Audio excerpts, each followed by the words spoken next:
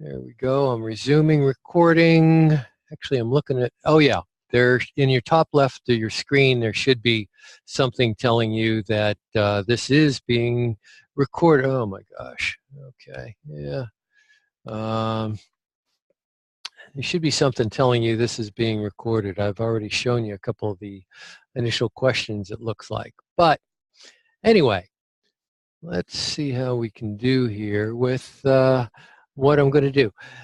Most of you have found the chat feature already, and I am actually going to be taking a look at that as we go through things. And I keep an eye on it just to see if there is something I need to explain further. If you want to ask me a question, you can type it in that chat area, and I'll be able to respond to it. I've muted your microphones just because it gets real crazy hearing screaming babies and all that other good stuff. I've also cut off your video feed. Some of you have a camera on your computer, and like I said, it eats up my bandwidth, and my wife is trying to watch a movie, Netflix, I think, and it kind of interrupts her, so we're sharing the connection. So anyway, let me go to the first slide here, just as a general information or reminder kind of thing, that your comments are not anonymous, so probably want to refrain from divulging real personal kinds of things. And as I just mentioned to you, the session is being recorded for others to access later, and we're going to type questions into the chat area. But for those viewing this as a recording, you can record your answers on paper, because I'm going to be using a poll, but that's not going to work for anybody who's viewing this as a recording. So hopefully we'll be able to proceed smoothly here with the review. I have a couple of questions from a couple of chapters, and I have some things that I want to explain and things like that. So let me see if I can pull up a poll. Actually, that's the incorrect one. Here we go.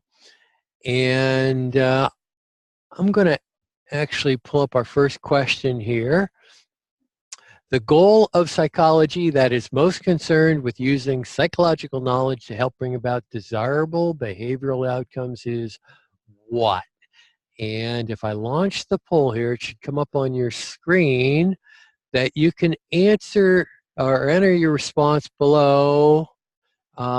Just click on one of those, what do they call them, radio buttons, I think, next to 1, 2, 3, or 4 to record which answer you think is the correct one. No one is going to be able to see your individual answer. But I'm going to show you how people answered in a few seconds here. And then we'll sort of reveal the correct answer. So it looks like we have 11 people have voted already, and I think that's everybody, because 2 of those 13 are me and my second computer. So I'm going to stop the polling. Oop, now we have 12 of 13 somehow, so I'm not sure how that happened. But I'm going to end the poll, and I'll share the results with you now so you can see how people answered. So as you can see, most people went for number 4. And if we check the board, survey says number 4 is, in fact, the correct answer. We describe thoughts and behaviors in psychology. I gave you these in your notes, I believe. We describe, we try to explain why something happens. We try to predict behavior. When I was at the state hospital, we had to try to predict who was going to be violent. And that's probably one of the most difficult things to try to predict, but that was one of our responsibilities as psychologists. Didn't always work very well, but we can do somewhat well in predicting certain things. Maybe who's going to develop depression, or who's going to do well in school. I mean, we use, what is it? Most of you probably took the SAT tests. Um, that's a way of trying to predict who's going to do well in school. But there are people who take those tests, they bomb it. I had a friend who did that, and she graduated with pretty close to a 4.0 from college. So, okay, that was the first question there. Let me relaunch the poll and give you another question. Remember, you can actually, if you need to, you could probably move that poll box out of your way so that you can see the next question, which should be coming up right now. So, you read in the newspaper that the oldest living person in the world was born in 1879. This strikes you as a coincidence because that's the year in which historians tell us that modern experimental psychology was born, Wilhelm Wundt was born, psychologists defined the soul, or the behaviorist movement began. So, which of those four things do you think is the correct answer? Take your time.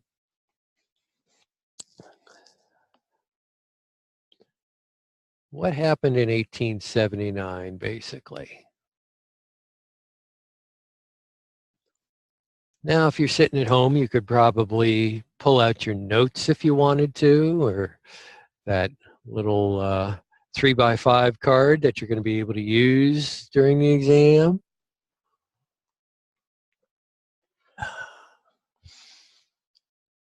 So it looks like 11 out of 13 of you have answered. So I'm going to cut off. Looks like we have a tie, actually. That's interesting. So let me just, will specific dates be a large part of the exam? Absolutely not. If I have a date in a question, kind of like this one, I'm not going to ask you specific dates. I only put out dates to let you know when things were happening. So no, this isn't a history course, so I wouldn't put dates on your card, but this one is just trying to question whether, it's asking whether you remember what happened in 1879. So let me end the poll and share the results with you. So you can see that there was a tie between number 1 and number 2. And if we look at the question itself, though, and I'll highlight the correct answer, modern experimental psychology was born. Wilhelm Wundt set up his first psychology lab in 1879. He was born in, I don't know, 1830 or something like that. He might have been about 40 years old maybe when he set up that first psychology lab. But remember, that's when the science of psychology started, was 1879. So just remember that Wilhelm guy and how he tried to identify the structure of the brain, and unfortunately he wasn't real successful. Because does anybody remember what research technique Wilhelm tried to use? You can type it in your chat area if you kind of remember that. Anybody remember what his way of studying? Yeah. Okay. Quick fingers there from Aaron, it looks like, and Michael. Yeah. He used introspection. Look inside yourself. It was the only real psychological technique that he had available to him. But he wasn't real successful in finding the structure of the brain because he didn't have good equipment in order to be able to do that. Okay.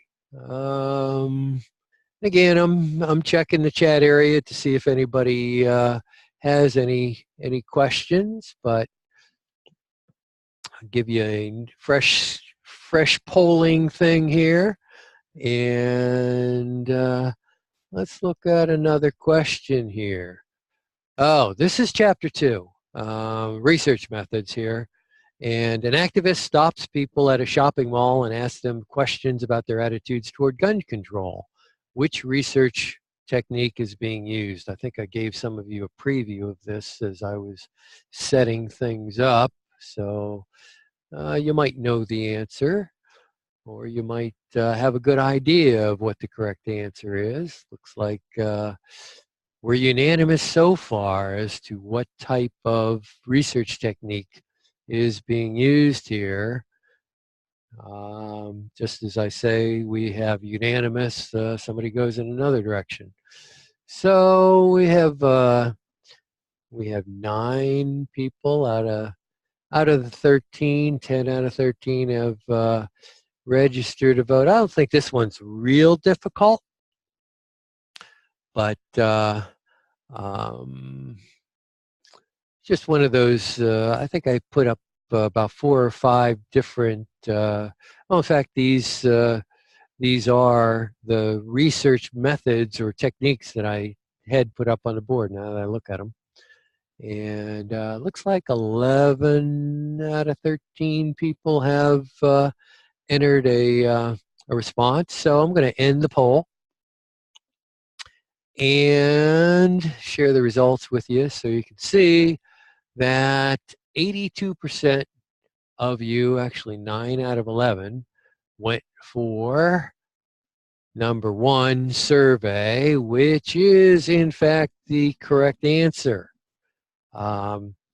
Case study is an examination of just one person or a group.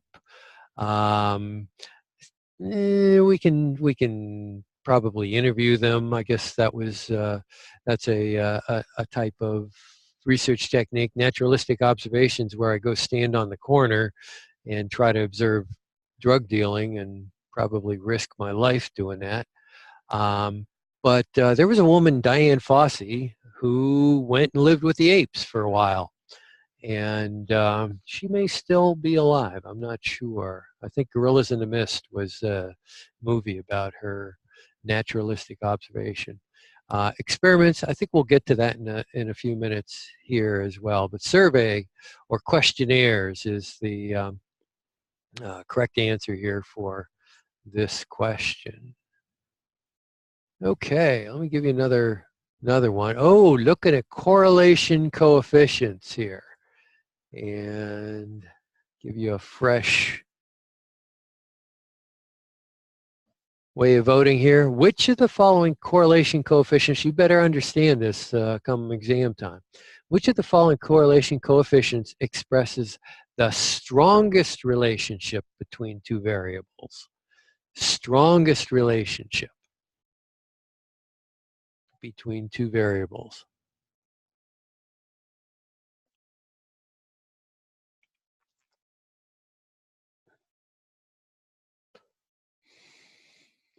Yeah, it looks like we have 7 out of, up to 8 out of 13.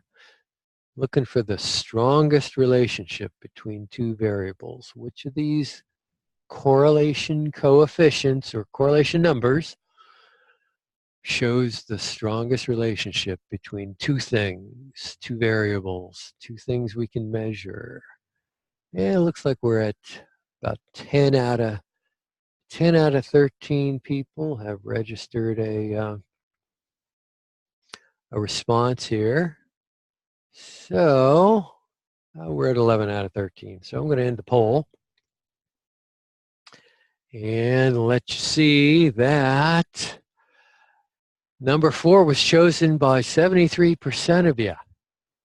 And that's probably a good thing, because the correct answer is Number 4, negative 0.90. And a couple of you chose number 3, 0.10. Remember, the closer something gets to 0, that correlation coefficient closer gets to 0, the weaker the relationship. And if you can remember, let me see if I can do this. If you can remember, I drew a curve like this on the board, and zeros down here, and what is it, 1 up here, and negative 1. And the closer you get up here to 1 or negative 1 means it's a stronger relationship between the two variables. And down here, that was weak.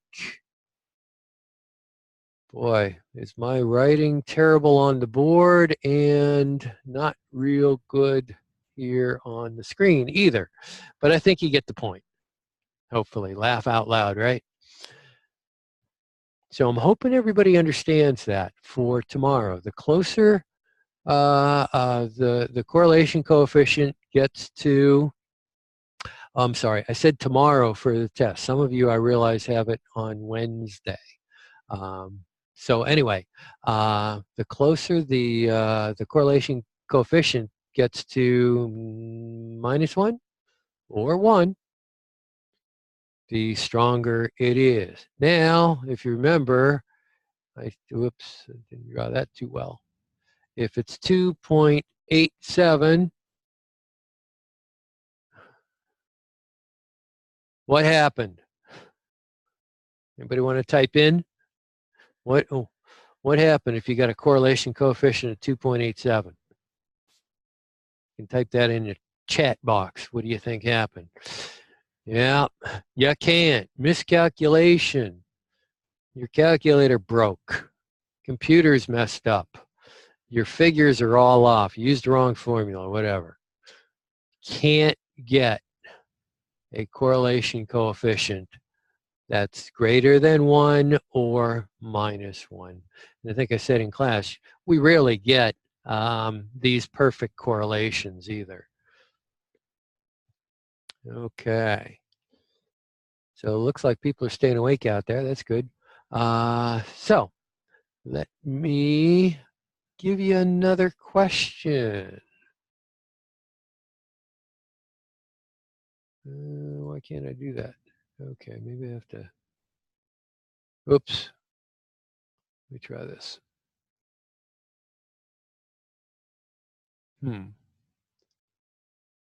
Oh, I see what's going on. Okay, let me go back to here. Okay, now let's try it. There we go. Oh, I have to get rid of my, clear the drawing. There we go. Okay, next question. And the only researched method that can be used to draw a cause and effect relationship between two variables, where we can use the word cause. What's the type of research method that we can say A causes B? A causes B. Is it correlation, case study, experiment, or survey? And I kind of, well, yeah, how can we say A causes B? What's the type of experimental method or research method, I'm sorry. And it looks like we have 8 out of 13. This one's a little bit more difficult, I think, this question.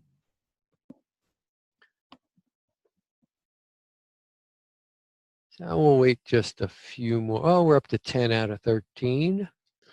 So that's a good sign. And I'm going to end the poll. And it looks like we have a tie, actually. Let me share the results. And you can see that 45% of you went for number 1, 45% went for number 3, and somebody else went for number 4. And the correct answer is an experiment. Now, why isn't number 1 correct? Correlation does not mean, go ahead, who's got quick fingers? Correlation does not mean what? Causation. Yeah, correlation does not mean causation. We cannot use this, whoops, let me get we cannot use the word cause in the same sentence as correlation. But if we do an experiment, remember the experiment with the baby chicks, that was where we had a couple different types of variables. What is it? Dependent and independent. And we manipulate one and see the effects on the dependent variable. And that's an experiment. So correlation is not the correct answer here. Number 3. An experiment. I think I called it a formal experiment. Sometimes we call it an empirical study. But correlation, definitely can't use in the same sentence as causation.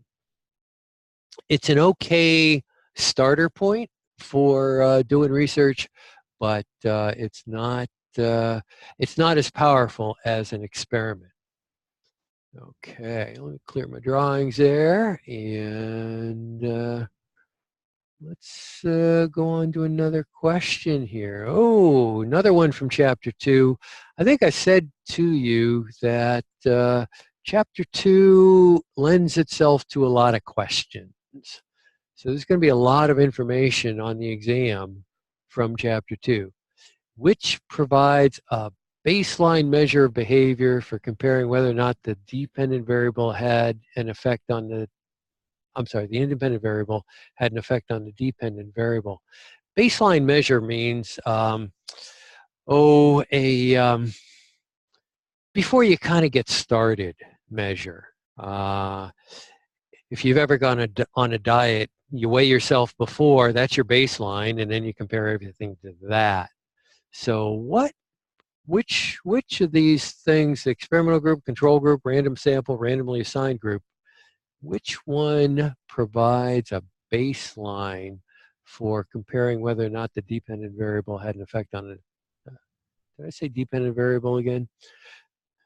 Comparing whether the independent variable had an effect on a dependent variable. A little bit of a complicated question, but I think, boy, that 3x5 card that you bring to the exam, you might want to have a couple of these terms, especially dependent and independent variable. You might want to have that written and explained if you're not fully familiar with them. So, okay, we have 9, 10 out of 13, it looks like. So I'm going to end the poll and share the results with you so that you can see that the second, number 2 got most of the votes, 70%. And in fact, the control group is, sometimes we call it a no treatment group. They don't get anything. They sometimes get put on a waiting list so that we can see whether our treatment does better than no treatment. So the baseline measure is taken on sort of this control group here, and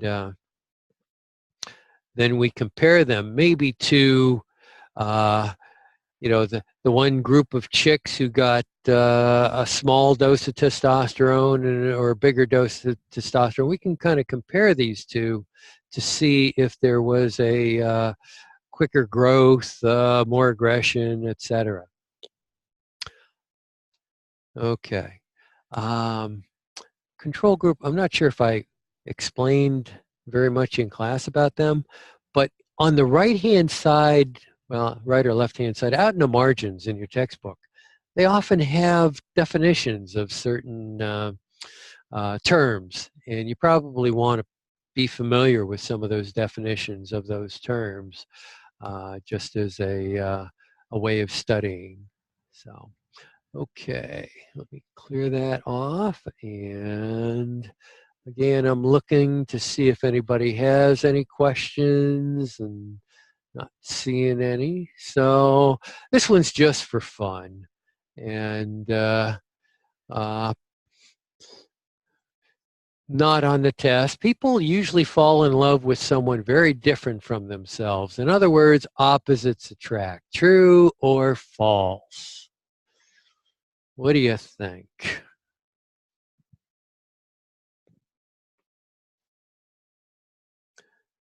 Like I said, this one's just for a little bit of fun. Looks like 8 people have answered so far. Somebody answered 4. I'm not sure how you get this. 1 would be A, 2 would be B, false. So anyway, like I said, this is just for fun. And it looks like 12 out of 13 have put something up on the board. So let me share the results with you. And as you can see, true got the most votes, false, and then, like I said, somebody answered 4 for some unusual reason. But actually, research suggests that this is false, that opposites attract. And if you think about this for a second, in my wife and my situation, I'm a psychologist, she's a social worker. We're both kind of in the same field. But think about, I don't know, is goth still around in high school? I've not been in high school for a few years, as you can well imagine, but somebody tell me, is goth still around? Yes, it is. Okay. How about goth? Are they going to be attracted to country? They're probably not going to hang around in the same places, let alone meet each other. So, goths kind of run into goths, and my daughter went to Comic-Con one year, people dress up as stuff.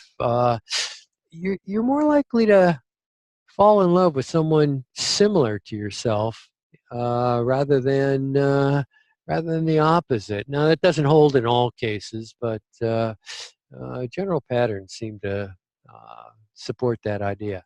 Okay, let's just have some fun. I think I have another one here just for fun, and then we'll kind of move on. Which is correct. It's an optical illusion when the moon appears larger on the horizon than it does when it's overhead. I don't know if you've ever noticed that. Is that an optical illusion?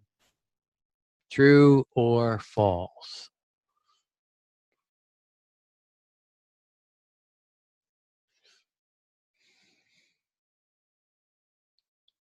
Some of you may have actually read this in the book,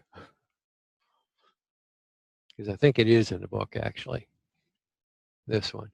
And it looks like 10 out of 13, so I'm not going to use a whole lot of time on this one, but share the results with you. And as you can see, 55% of you said it's an optical illusion, and that is, in fact, true.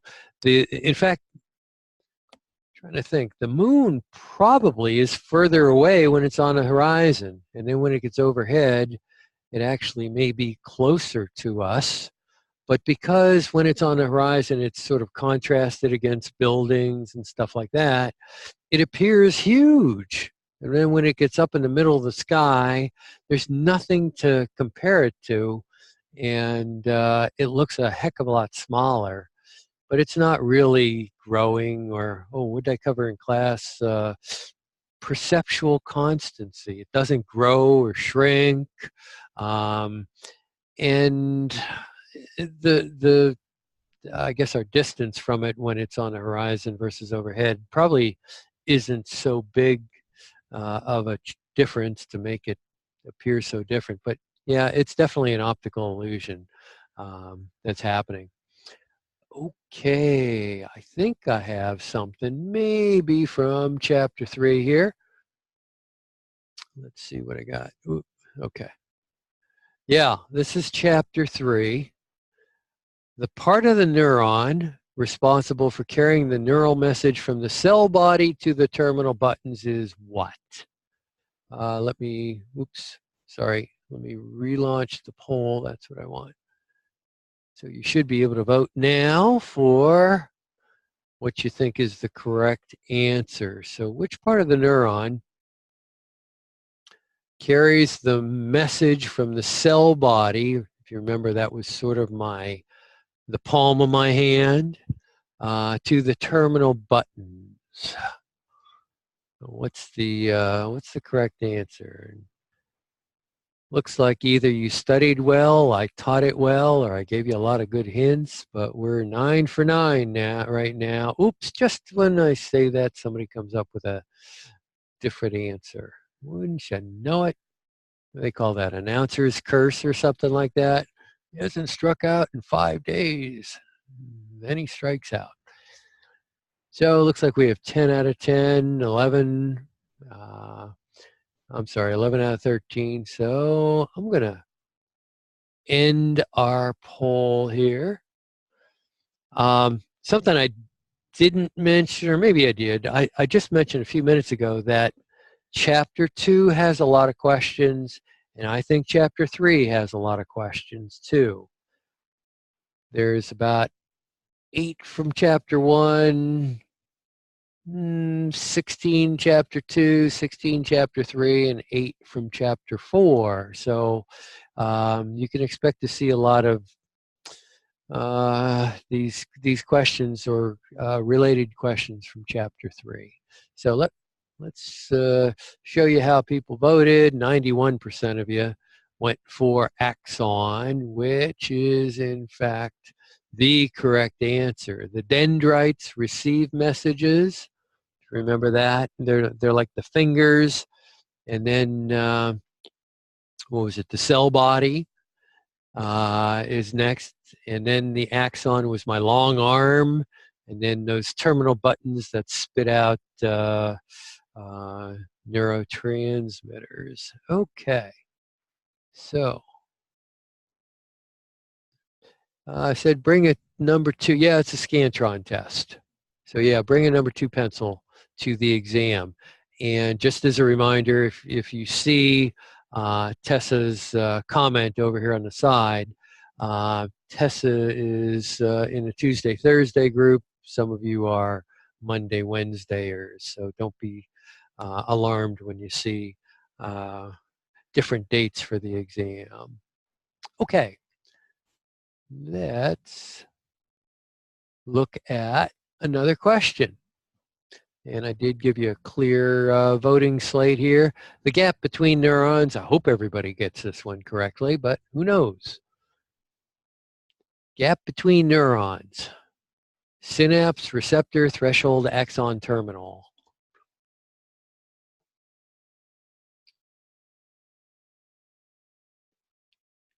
I think this one's pretty easy. Of course, as soon as I say that, I jinx everything.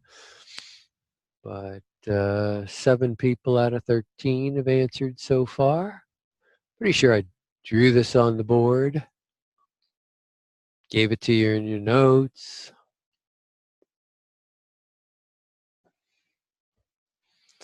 And wait just a few more seconds here to give a couple more people a chance to answer here. Looks like we have 10 out of 13, so I think I'll end the polling and share the results with you. And as you can see, most people picked number 1, the synapse, which is in fact the correct answer. So probably want to be familiar with some of those. If you remember, I made a drawing on the board to try to explain a little bit about our neurons, and I think I even listed a couple of neurotransmitters on the board as well. Okay, I'm looking at the chat area. Nobody has put a question in lately, so let's go on to another question. This one, I was having a little bit of fun, I'll admit. So, messages are carried across the synapses by what? Hopefully some of you are laughing because you know my sense of humor.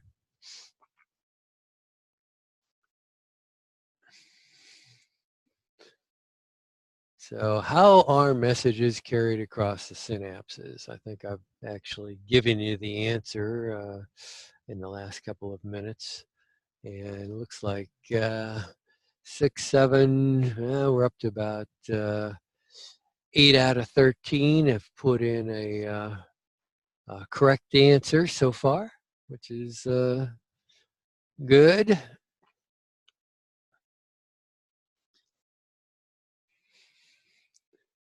So, yep, we're up to 10 out of 13. So I think I'm going to cut off the poll. Unfortunately, I waited just a second too long because we were 100% correct, and then it changed. So let me share the results with you. And as you can see, 91% of you said number 4, which is correct. Messages are carried across the synapses by neurotransmitters. Messages, this one, number 3, the electrical charges, messages are carried through the neurons by electrical charges, and that's what we measure with the EEG. But across the synapses, we're talking about neurotransmitters. Kind of curious if anybody's awake out there. What's the name of one neurotransmitter? Can anybody type that in just from memory, or if you have your notes there? Yeah, a couple of different ones already. Dopamine, serotonin, endorphins are a neurotransmitter. And there was that other one that began with A. Nobody can spell. Acetylcholine, certainly. And I also, I think in our notes, gave us some, what do I would say, psychological disorders that those neurotransmitters are connected to. So you might want to be a little bit familiar with them come exam time. So, okay, let me see if I can give you a new question here. Yeah, the nervous system. This section of the nervous system is responsible for calming the body after a stressful response. So I know I gave you a lot of different kind of separations of the nervous system. And one part of the nervous system, though, is responsible for calming you down after, I guess, that fight or flight reaction kicks in. Which part calms you down? It looks like 7. No, we're up to 8 out of 13 have put in a response so far.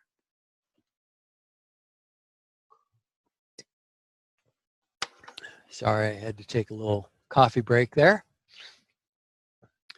So looks like we have 11 out of 13. So let me show you how people are answering here. And as you can see, most people went for number 3, parasympathetic nervous system. And that is, in fact, the correct answer. Now, if you remember in your notes, I gave you the parasympathetic and the sympathetic nervous system, but I gave you a little bit of a memory trick for the sympathetic nervous system. What does that do for us, that sympathetic nervous system? What was my my little memory. Yeah, Tanaya. Whew. Boy, oh boy, 50 words a minute there. Yeah, it speeds us up. Remember the S in sympathetic. I think I told you that S in sympathetic. Uh, yeah, think S in stress and sympathetic. Yeah, that might definitely speed. But yeah, stress, that's probably a good way. And the P, anybody remember my memory word for the P in parasympathetic? Yeah, Gladysell. All right. Yeah, peace. So those are just little ways of remembering stuff that I think will serve you well. May not even have to take up space on your 3x5 card if you have that already committed to memory. So, okay, let me clear my drawings there, and again, keeping an eye on our chat area to see if anybody has any questions. This one's just for fun, okay? With which statement do you agree? Children younger than 10 years old should be given medications to correct emotional and or behavioral problems. Most childhood behavior and emotional problems like ADHD are not really disorders, but are a function of just being a kid. What do you think? Which one do you identify with most there? The first one or the second one? There is no number 4, by the way. Not sure how I keep getting that, but kind of curious to see what your impressions are. Again, this is just an opinion kind of thing. It's not on the exam or anything in that realm, so I'm not going to spend too much time with it. But it looks like 9 of you have answered, and so I'll show you how people kind of came in on this. Oops, hit the wrong button. Oops, that's not what I want either. Cancel that. And whoops, I did share the results. There we go. And as you can see, most of you answered number 2. And I have to admit, that's where I fall.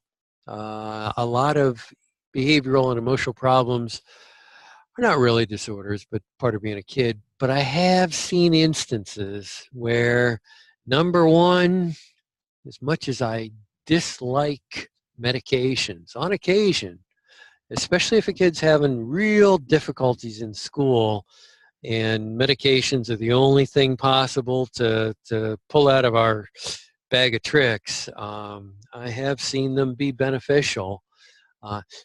Does anybody know of kids who were taking medications before 10 years of age? Anybody know of kids in that kind of situation? Just kind of curious. Yes, I see some yeses there. Okay, yeah. And here's the follow-up question then. Did it help, do you think? Do you know if it helped? Because I'm kind of curious to see. I mean, this is nothing formal, or I don't want to identify anybody, but do you think it can help? Ooh, not really. It does help a lot today. Okay. I mean, that's interesting, because I'm not in favor of meds. I'm very cautious, especially if kids younger than 10. But I do see value in some of them. But I'm not a real advocate for them. Okay, let's. Oops. Share the results, and oops, here we go. Okay, we got a clear slate here again, and okay, another fun one, just real quick. Assuming we had the technology, should we be allowed to clone humans? Actually, I believe we probably have the technology to do it. Should we be allowed to clone humans? Get an exact carbon copy. of Bill Gates?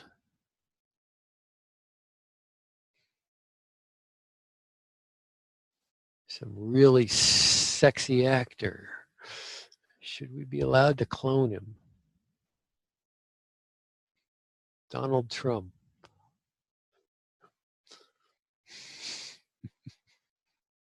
Oh, okay. Interesting. That. Thanks, Tessa, for sharing that. Okay, let me show you how you guys voted. And for the most part, you're not in favor of cloning humans. Neither am I. And the reason is, even a clone isn't necessarily going to be identical to the original. Now, what is it? Chromosomally, they'll be the same, but it doesn't necessarily mean that they'll act in the same way and stuff like that. And I think there's probably some ethical and moral ideas about that probably come into play there. So that was just a fun one, just to break up the questions here. So, okay, let's go on to another one here. Oh, this is from chapter 4. So, the parts of the eye that can only detect black and white and shades of gray are what? Cones, rods, iris, vitreous humor. They're all parts of the eye. What's the correct answer here? And actually, to be more exact, these are all part of the retina. And if you go to Blue Band Group on YouTube, you can see the whole video that I showed you. I only showed you a little bit of it. I like Blue Man Group though. They think out of the box. So okay, looks like 12 people have answered so far. So let me pull this up, and as you can see, most people said rods, and that is in fact the correct answer, as you can see on your screen. Rods pick up black and white and shades of gray. Cones are what? I had a couple of C words, I think, to help you remember them. Cones are for, yeah, Michael's on it already there. Cones are for color, and they're kind of at the center of your retina. Rods being on the sort of outside of the retina, and rods can work in low levels of light, and cones do not help you see. Well, maybe they do help you see naked people, but I'm not going there. It's late at night. Okay. Okay. Let's relaunch the poll here. See if I have another question from chapter 4. Oh yeah. The blank. Oh, geez. Now this one should be pretty easy because I think I just gave you the answer. The blank is located at the rear of the eye and transforms light into patterns that we can see. So what is that? The iris, the bristle, the retina, or the optic nerve?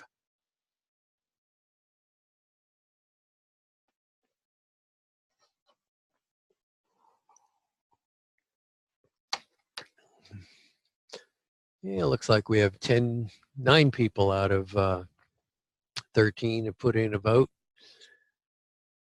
So I'll wait just a second longer. So yeah, we're up to 10 now. So let me show you that the majority went for number 3, and number 3 is in fact the correct answer. As you can see, the optic nerve isn't the correct answer. The optic nerve carries messages back to the brain.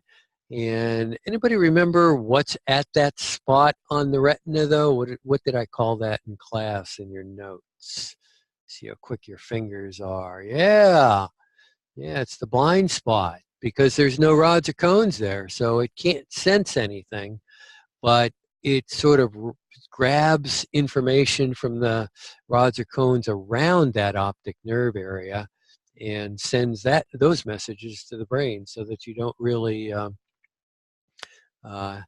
see, or you don't really have a blind spot unless you do the exercise that's in chapter 4 on page 97, or I think 106.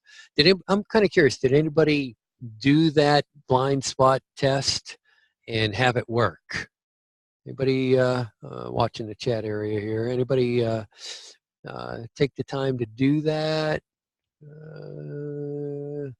Not seeing anybody say, yeah, skip that, didn't seem interesting. Okay. Anyway, it can be a little bit of fun. Just close one eye, look at the house, and get your face a little closer to the picture. And about a foot away, the ghost will disappear.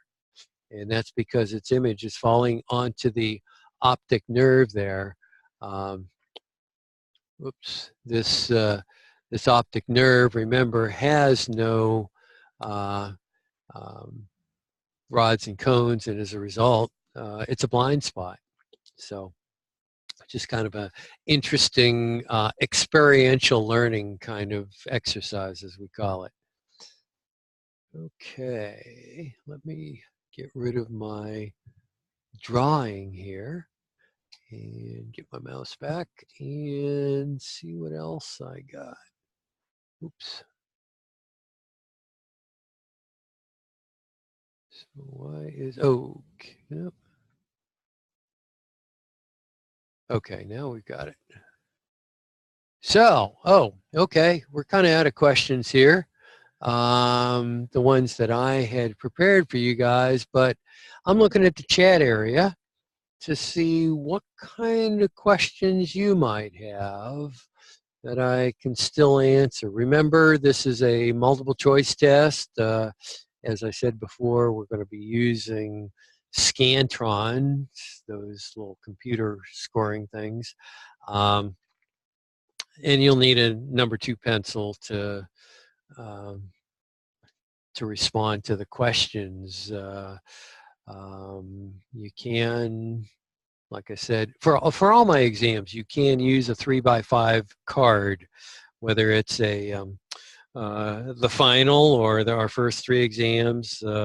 They're all going to be pretty much the same format. And Michael's question, how many questions? There's going to be 51 questions. You can actually get you can actually get 102%.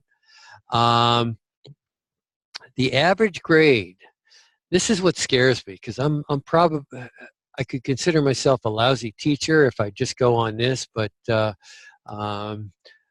Kyle's question there, average grade. On the first exam, the average grade is a 78, meaning, what is that, 36 correct? No, 78, 39 correct out of 50 questions. So no matter what I do, it doesn't vary a whole heck of a lot. I'm not sure why. How important is knowing the different types of brain imaging machines? Well, you might want to be familiar with some of those techniques. Let's put it that way. I know you said this, but I was too slow to write it down. 8 from chapter 1, 16 from chapter 2 and 3, each of those chapters, 16, 16, and about 8 from chapter 4. So the bulk of the questions are chapters 2 and chapter 3, but that doesn't mean blow off chapter 1 and chapter 4 either. What else? Questions and tests just from the things, nope, not just from the things I taught in class.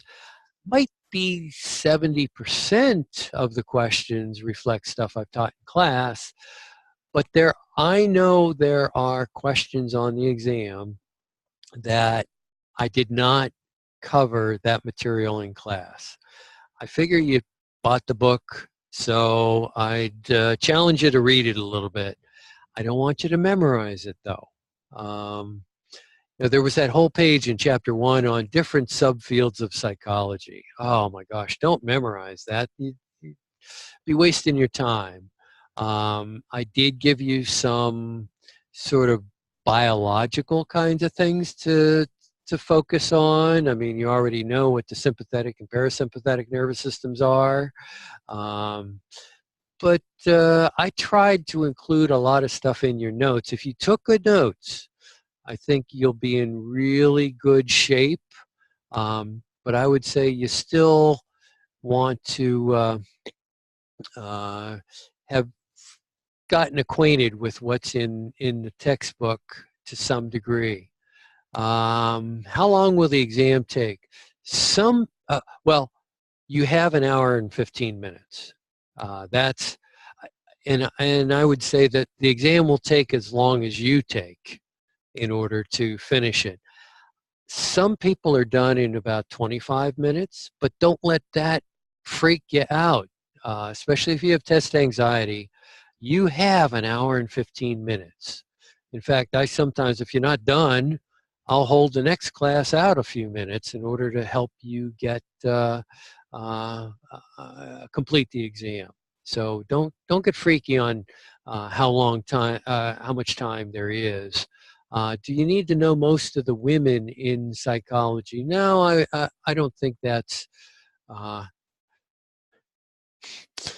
was about to say something. You women aren't important. No, that's not true. But sadly, women have been ignored. I think I told you about the one woman who graduated from Harvard, but they wouldn't give her a diploma because Harvard didn't give diplomas to women in 1921. But Mary Calkins did not get her diploma from them. But no, I think that would be getting a little bit overboard to know most of the women in psychology. And I'm looking at Michael here. Will the questions be in the same format as they are on a publisher's website practice quizzes? I would say if you know, and what Michael's referring to, chapter 11 of, I'm sorry, the 11th edition of the textbook, I have a link to the publisher's website where they have some practice questions, fill in the blanks, and multiple choice. They have flashcards. I would say if you know the correct answers there, you're going to be in great shape. It may not be the exact same format, multiple choice wise. I usually try not to put questions in. Let me back. This type of question that you see right here, where there's like a blank in the middle of a sentence, I try to avoid those because I think it's a confusing type of question. Most of the time I'll just ask a question and then it won't be like a fill in the blank the way this looks. I just don't like that format as questions. So they're all multiple choice is the best way I can, sorry. They're all multiple choice questions. I'm looking at the chat area here. What other kinds of, wait a second. See, Michael's was the last question there. Any other questions I can address while you have me here tonight? Kind of scanning that chat area there and not seeing anything else. If you want to email me, I'll be checking emails. I will be sending the link to the recording out in case you want to review anything from the review here. The link to YouTube will be posted. So I see Kelly there. Do you have to know the history of psychology in substantial detail? I would say not. General familiarity. The stuff I gave you in your notes, I think, is pretty sufficient there. Like I said, it's not a history course, so I wouldn't get too freaky over that. How important are different perspectives? I would say you might want to know, if you say behavioral, what's that mean? Or medical.